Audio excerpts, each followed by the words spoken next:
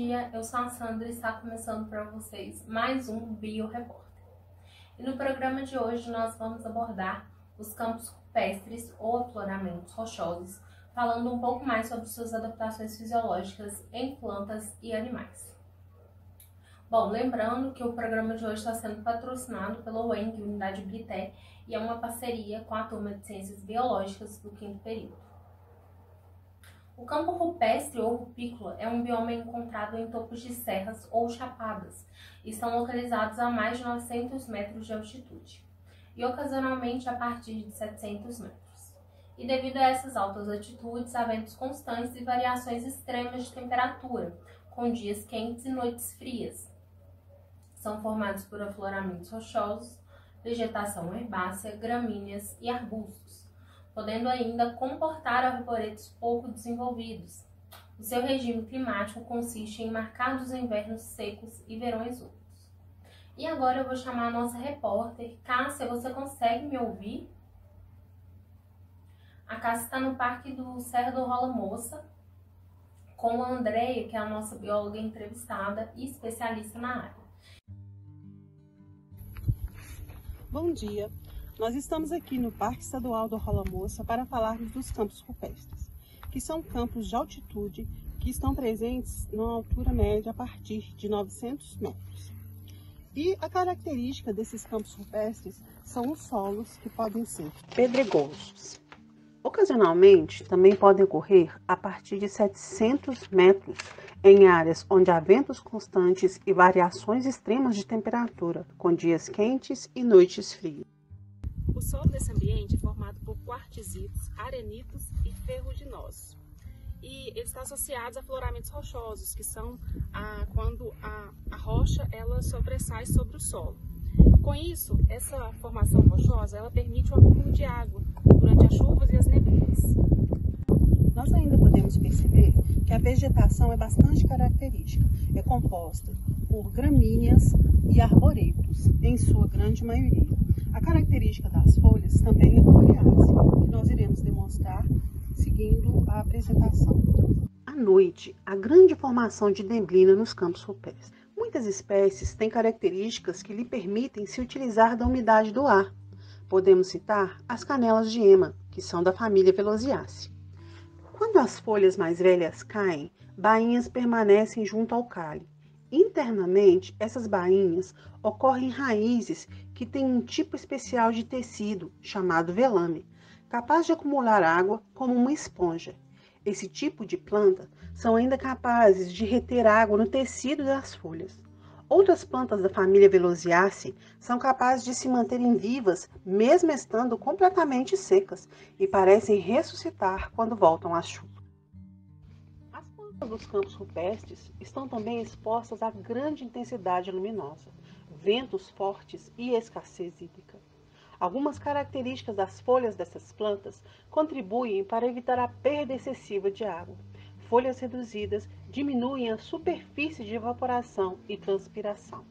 Em algumas espécies, as folhas são mais grossas ou revestidas por cutícula espessa, dificultando a desidratação. Já em outras, os estômatos ficam protegidos na superfície inferior. Espécies com folhas pequenas e espessas conseguem assim economizar água neste ambiente pouco favorável. Uma estratégia interessante encontrada também em algumas espécies de campos rupestres é a sua capacidade minadora, quando suas raízes possuem pelos muito longos que liberam no solo substâncias capazes de disponibilizar nutrientes antes inacessíveis para a planta. As folhas das células, da mesma forma que a das raízes, absorvem os elementos minerais do apoplastos. E este tem que atravessar a membrana plasmática, dotada de propriedades de ultrafiltro, com a diferença de que a absorção foliar é muito mais lenta que a radicular, e os estômatos permitem uma entrada restrita de nutrientes. Então as plantas e os animais, eles adaptaram de uma forma para conseguir se absorver a água necessária para a sobrevivência com suas próprias características, que a gente vai especificar mais à frente. Além dos campos rupestres guardarem singular beleza, as particularidades do ambiente contribuíram para o resultado nas adaptações fisiológicas, morfológicas e comportamentais de alguns animais. Assim, é notável o endemismo na fauna, especialmente daquelas associadas às plantas, como borboletas, abelhas, beija-flores. Como, por exemplo, as abelhas do gênero Bombus, que são grandes e robustas, com espessa cobertura de pelos. Essas características permitem que permaneçam em ambientes de altitude elevada, com temperaturas baixas e ventos fortes. Pelas particularidades do ambiente, principalmente por causa da pouca disponibilidade de água, alguns animais precisaram adaptar para a absorção de água para a sobrevivência, como por exemplo algumas espécies de anfíbios anuros, que são capazes de absorver a água rapidamente através da superfície ventral.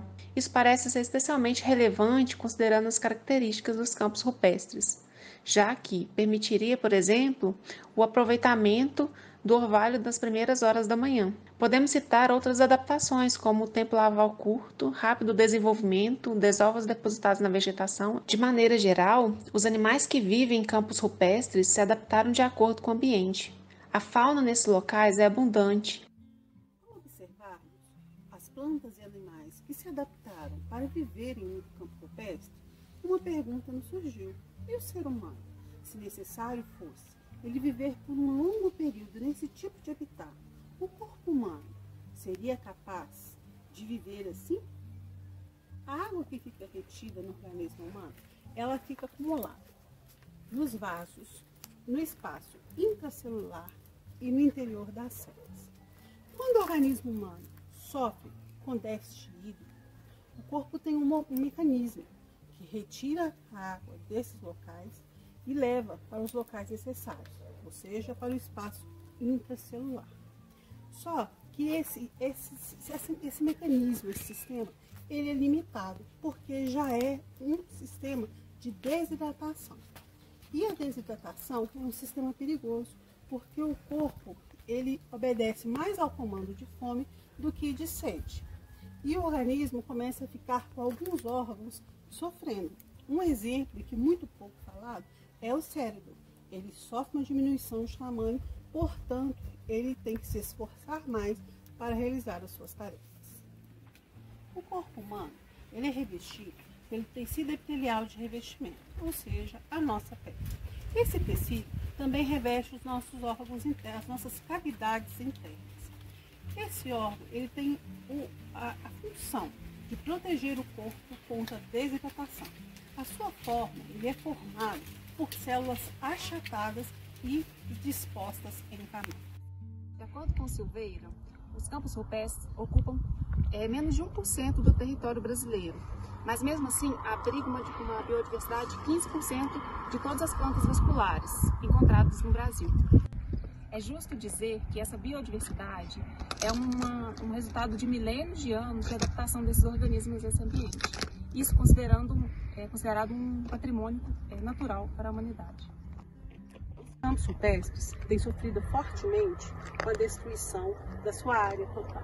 Nós temos ao fundo o exemplo de uma mineração que tem destruído esse tipo de bioma. Temos também o problema com o crescimento imobiliário nessas regiões, por apresentar a biodiversidade variada e serem campos agradáveis aos olhos, tem crescido muito o empreendimento imobiliário nessas regiões. Bom, esse assunto super interessante e vasto no que se refere aos detalhes. Nós encerramos o programa de hoje. Eu quero agradecer a Cássia.